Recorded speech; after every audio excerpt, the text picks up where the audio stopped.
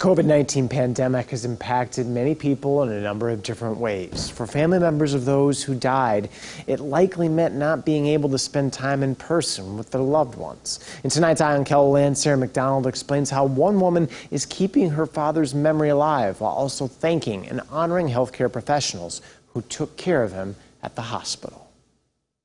David Bennett's loved ones remember him as someone who put family first and was always willing to lend a hand. He was very simple, family man. He was very protective. I would say if I had any word to describe him, protective would be the word. If anything was threatening or harming or hurting his family, he was just feeling it internally and wanting to step up and protect all of us. He was my right hand. We had been together. We got married when I was 16. So you can imagine 56 years is more than half of my life I spent with him. A very gentle, caring, family-orientated man.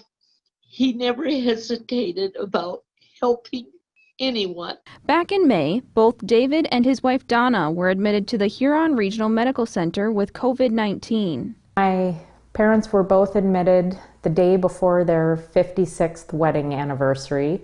So on their wedding anniversary, they had to spend the whole time in the hospital, separated from all of their family, loved ones, and more importantly, each other. A day later, Donna was discharged, but David was not. And the very minute she was walking out of the hospital doors, we got the call my dad was going to be intubated and put on a ventilator.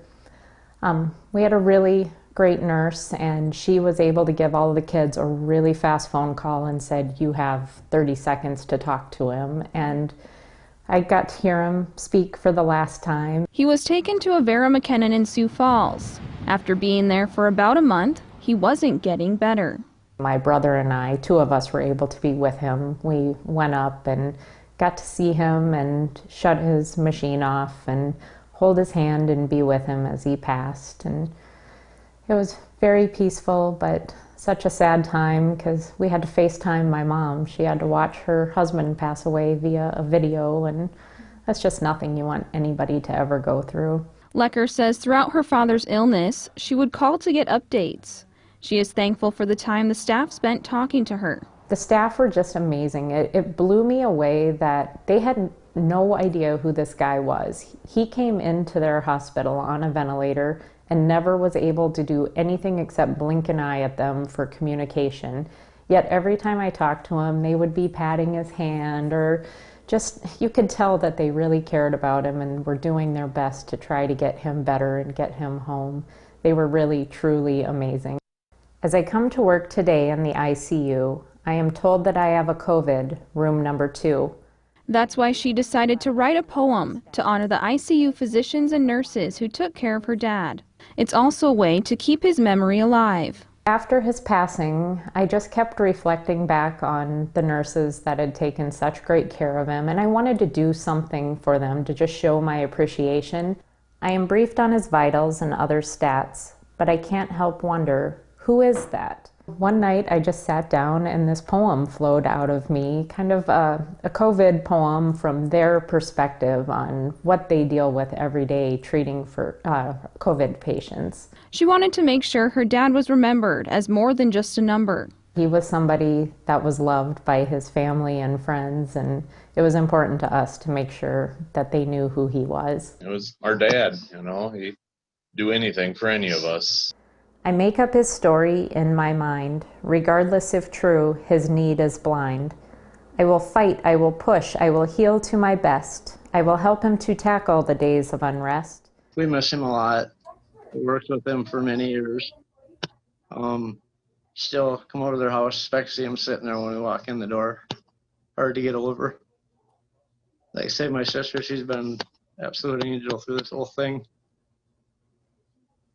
Just thank her, all our relatives, everybody stepped up, really did a lot for us.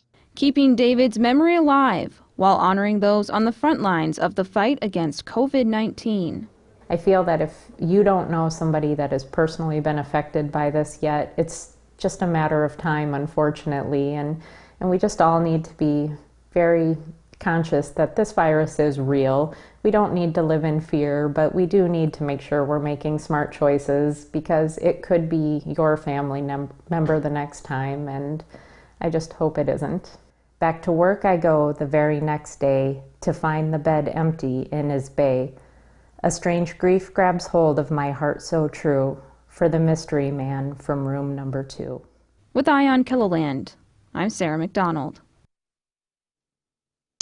Dina says she was on oxygen before getting COVID, however, is now using it more often. Deanna also had moments made out of her father's old shirts for family members to keep his memory alive. You can read the full poem under this story at killaland.com.